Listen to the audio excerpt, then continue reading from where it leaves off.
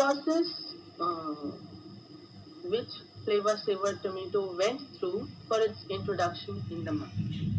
In May 1994, the US Food and Drug Administration, responding to Celgene petition, approved the introduction of kanamycin resistance gene construction needed to create the PG antisense tomato line.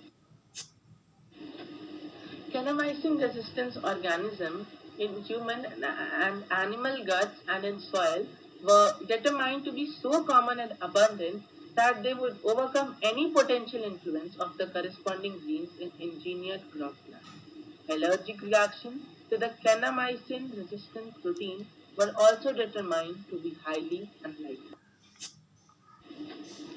Data submitted by Celgene, including animal feeding studies, showed the PG antisense tomato to be indistinguishable in almost every way from traditional tomatoes. The expectations were that the fruit cell wall pectin degraded more slowly than the traditional tomatoes, and tomato paste obtained from the Flavr Savr tomato had a higher viscosity, which means it was thicker than the paste which was obtained from the traditional tomato. Flavr Savr tomato in the market.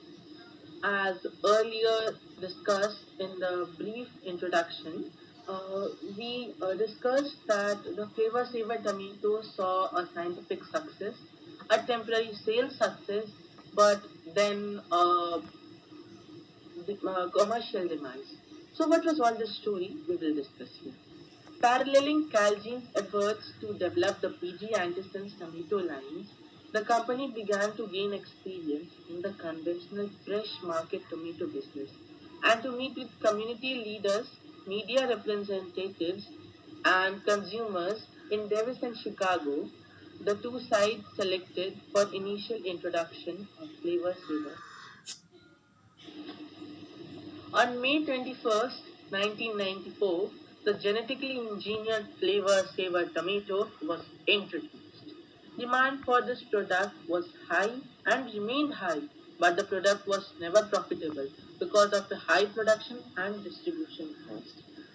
Since the product means the Flavr Savr tomato had high production and distribution costs, so even though keeping its high prices in the market, the company could not gain the profit which it thought or which it expected, because the price or which it got in the market was almost equal to the production and distribution cost, which was very high.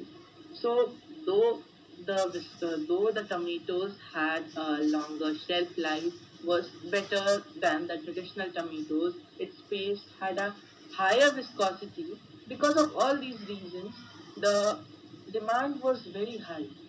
But since it was not profitable, therefore the company had to suffer a commercial demise. What were the advantages of Flavr Savr tomato? Means that already we had traditional tomatoes. So what was the advantages that made Flavr Savr tomatoes so famous, better than the traditional tomatoes? First, they had slower ripening rate. They could ripen longer on vine. The above two benefits means they ripen longer on vine and they have a slower ripening rate, helps the tomatoes to possess fully developed flavors, which in case of the traditional tomatoes which was transported and was ripened using the ethylene gas, could not possess. Although they had the color of a ripened tomato, but they do not have the complete or the original flavor which it should have possessed. Fourth, the increased shelf life. Flavr Savr tomato had an increased shelf life compared to the normal or traditional tomatoes. Therefore, tomatoes need not to be plucked when they are unripe in order to be transferred. And that's all for Flavor Savor Tomato. Thank you so much.